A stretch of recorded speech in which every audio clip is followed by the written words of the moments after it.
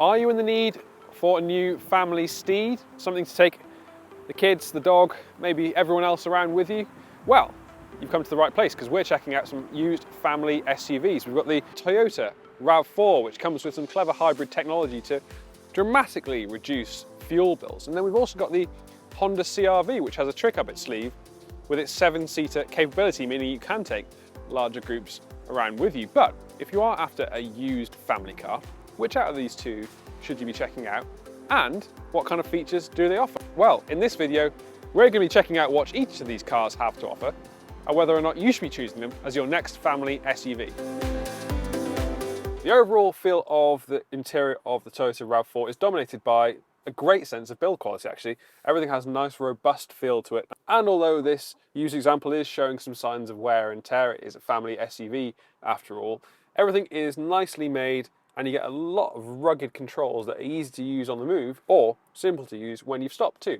All cars get good levels of standard equipment, including a large infotainment system, with this model getting features like a panoramic sunroof. So you're really not going to have too much of a downside for going for the entry-level RAV4 because it still gets loads of equipment. Head to the back seats and space is good too.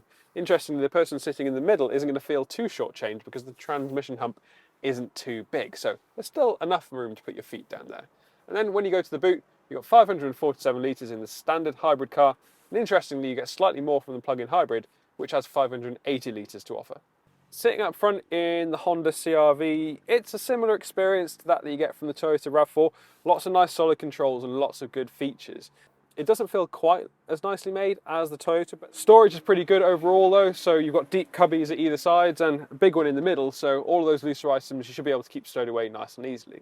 Head to the middle seats and there's ample space back there. You really would have to be very tall to find your head grazing the roofline. And then of course you've got the additional 2 extra seats at the rear, which I can only put down as occasional. They're not the most spacious, but if you're in a pinch, they will provide more than enough space for those shorter trips, I would say. Then in terms of boot space, you've got 497 litres to play with when you folded those rearmost seats down. How does this car compare to something like the Honda CR-V? Well, the steering is actually a fair bit weightier in this car. I'd say that it gives the whole vehicle a slightly more old school feel. So if you're after something that feels really, really nimble around town and nice and light, then I think you'd probably rather the Matt.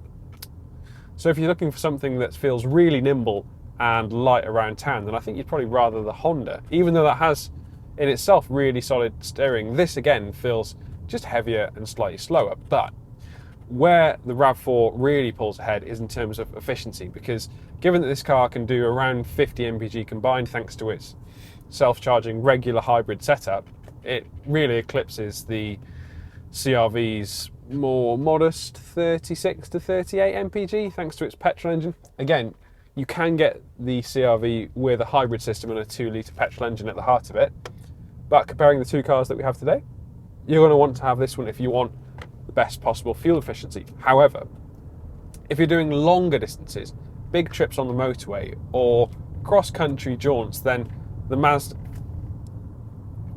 However, if you're doing longer journeys, big stints on the motorway, then I'd say that the Honda will make more sense.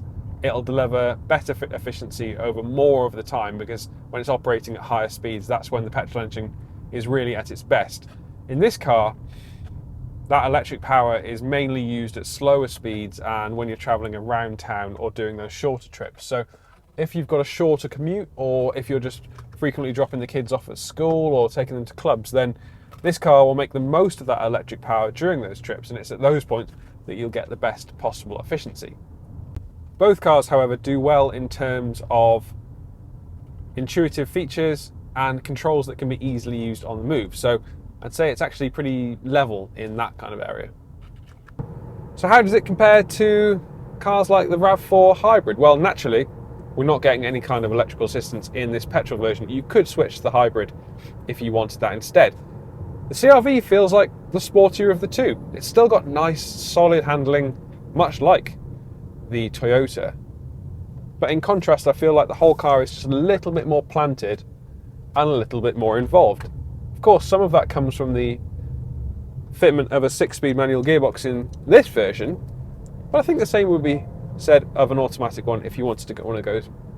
But the same would be said for an automatic version if you wanted to go for one of those instead. The downside, of course, to the CR-V in this petrol form is that you're not going to get the best possible fuel efficiency. In fact, combined you should only get around 36 mpg, which definitely puts it at the lower end of the spectrum in this segment. Again, the hybrid version will do better, but it's likely to cost a little bit more. So if you're out for overall fuel efficiency, then the RAV4 hybrid is obviously going to be the better choice. But for those who want a more traditional feeling SUV and one that is very easy to get up to speed with right away, then the CR-V could be a really good option. Both of these cars here offer a viable option for family buyers. They are spacious, comfortable, and they've got all of the tech that you could need to make day-to-day driving a little bit easier. But choosing one, well, that's a little bit trickier. However, the one that I'm leaning towards is probably the Toyota RAV4, simply because the hybrid system underneath is going to bring some big fuel savings.